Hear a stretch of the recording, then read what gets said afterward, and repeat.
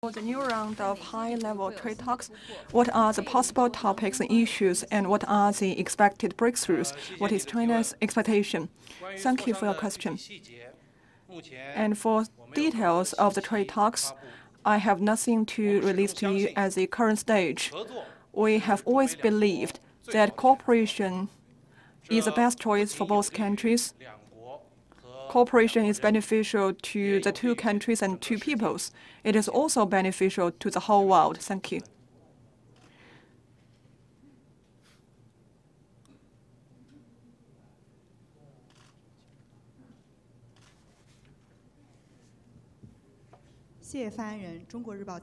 Thank you.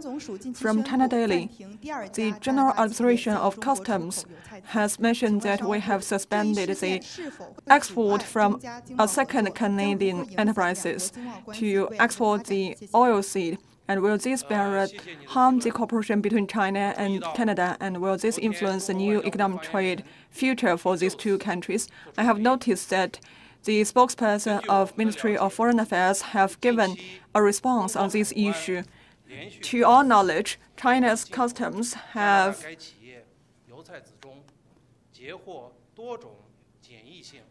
intercepted multiple harmful bacteria and creatures from this oilseed, including different bacteria and micro creatures for certain illness and diseases. And to safeguard our security for agricultural and biosystem, from 26th of March, we have suspended the export of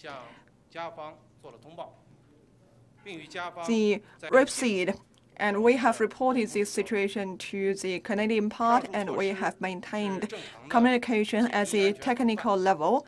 And these are normal measures for quarantine and illness inspection. It is in line with international practice and regular laws.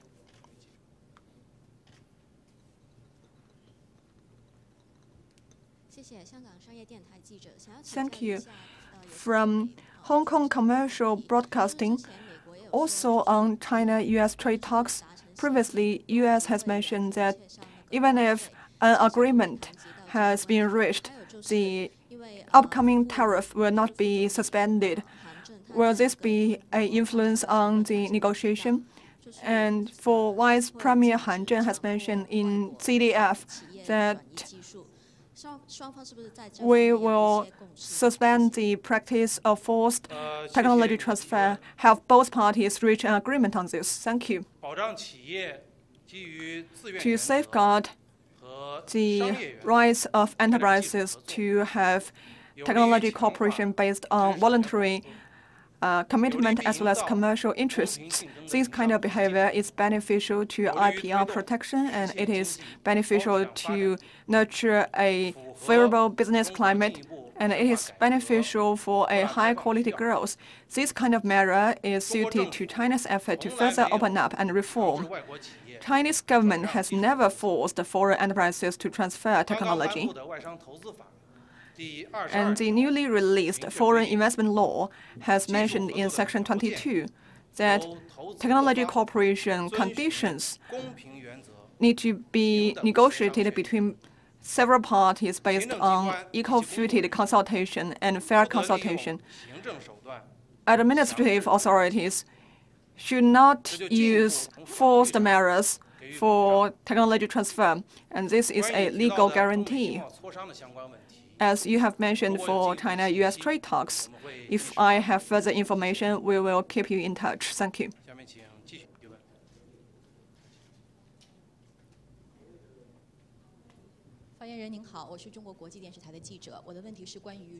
From CGTN, we talk about ZTE and Huawei. In end last year, Japanese government has announced that the products of Huawei and ZTE have been excluded from the government procurement, which has been a huge influence on these two companies.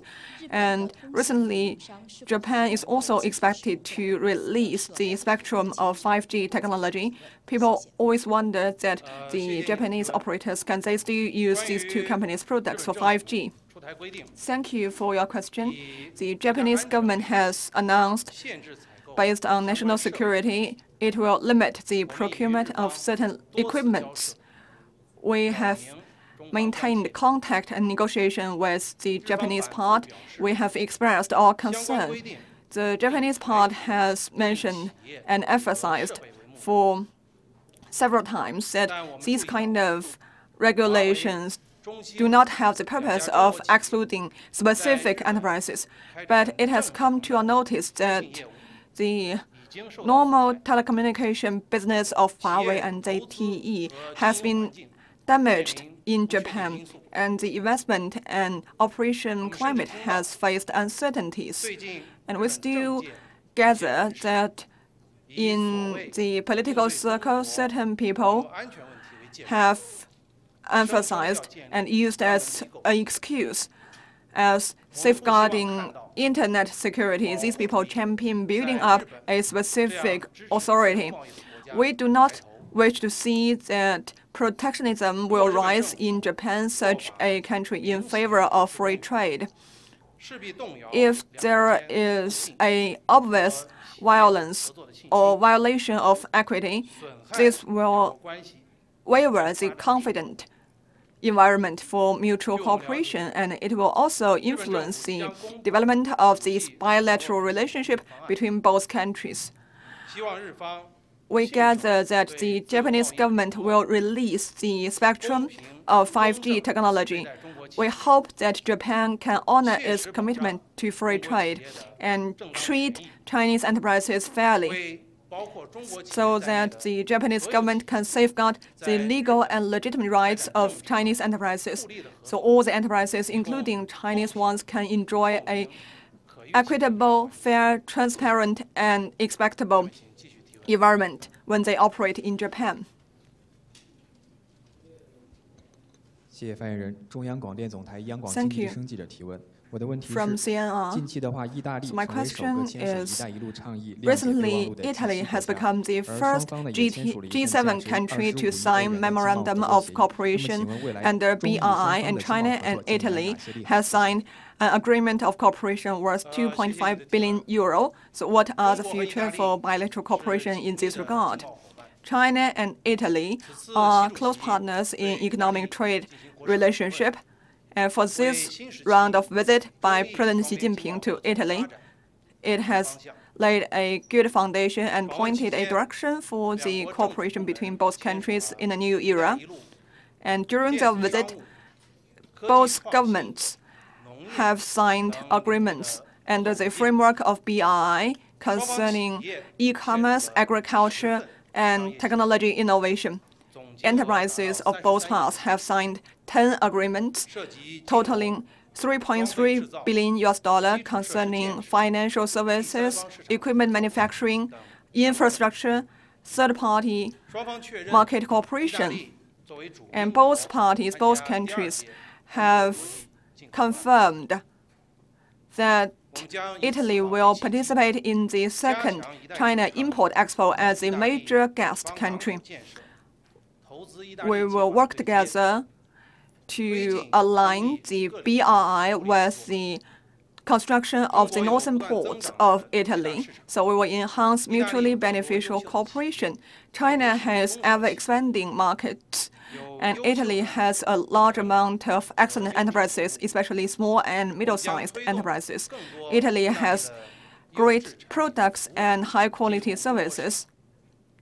So we will facilitate a larger share of Italian goods and services to come into the Chinese market, and we will encourage influential and credible Chinese enterprises to invest in Italy, in aerospace, in infrastructure, transportation, environmental protection, energy conservation, etc.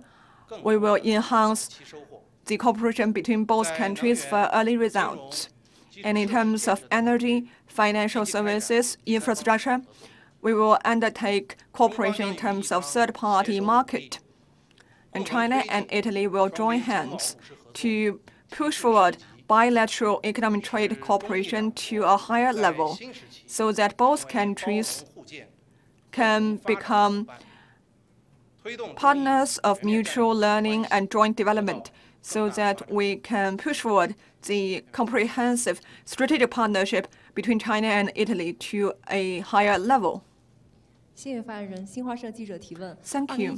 From Xinhua News Agency, in the report on the work of the government in 2019, we emphasized the narrowing the negative list of foreign investment, and we will expand market access, and we will encourage foreign investment. What is MOFCOM's merits and comments? Thank you for your question. As you have mentioned, the negative list.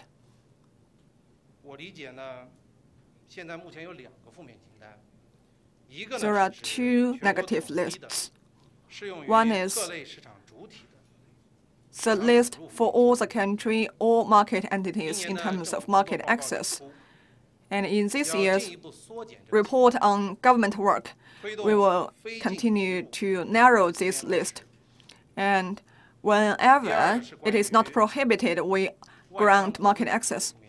And the second list is on the foreign investments.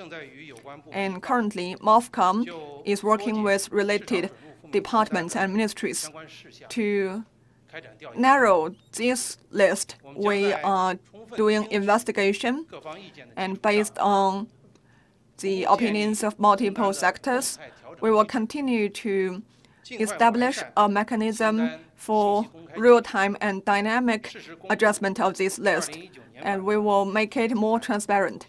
And we will release at the appropriate juncture the 2019 version of this list. Thank you.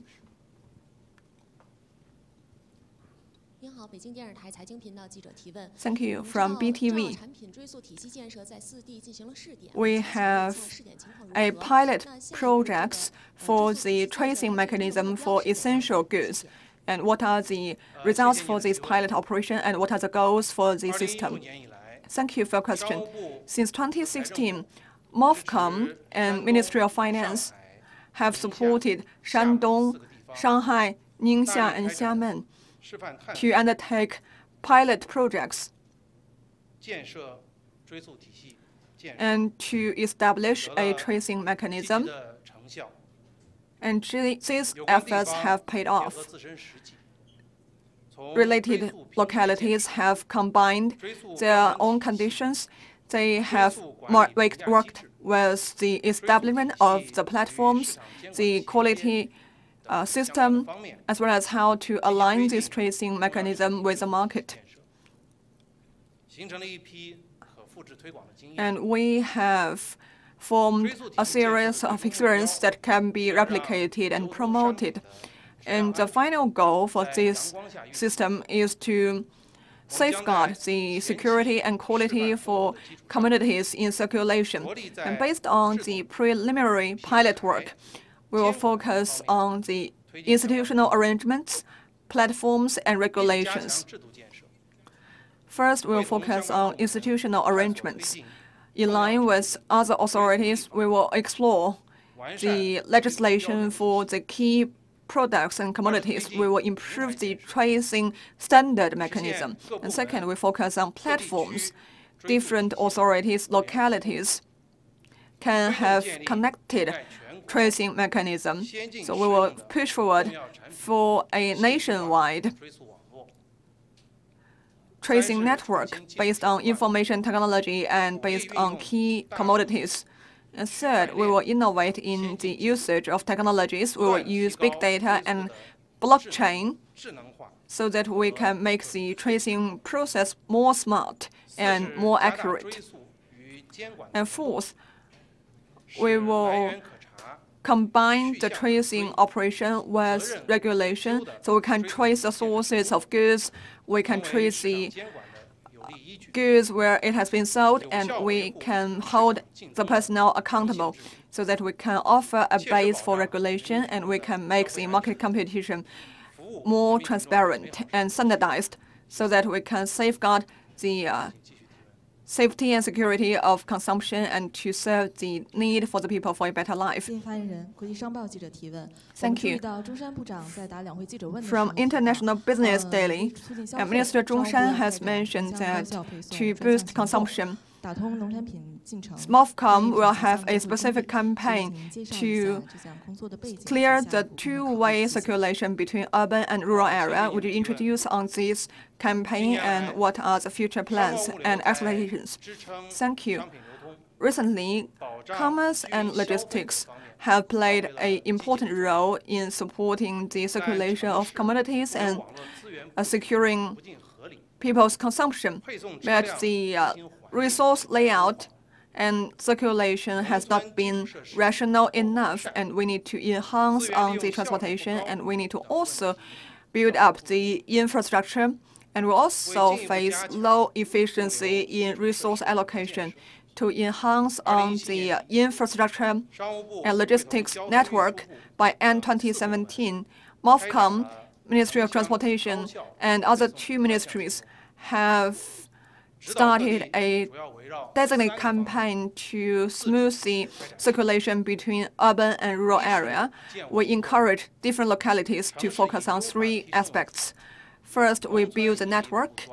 In urban area, we focus on improving the existing network, and in rural area, we make up for the shortcomings. We focus on retailing, e-commerce, logistics, and delivery services to be extended to the rural area. We will have complementary development so that industrial goods can come to rural area and agricultural goods can come to the urban area. Second, we focus on coordination. We will integrate and we will share the resources in terms of commercial operation, storage, logistics, express delivery, and other services, so that we can have business supported by circulation, and circulation can be boosted by higher extent of commercial operation. And third, we focus on storage, and we will optimize certain policies concerning the pooling, stopping, as well as transportation of the vehicles, so we can reduce the cost of storage and transportation.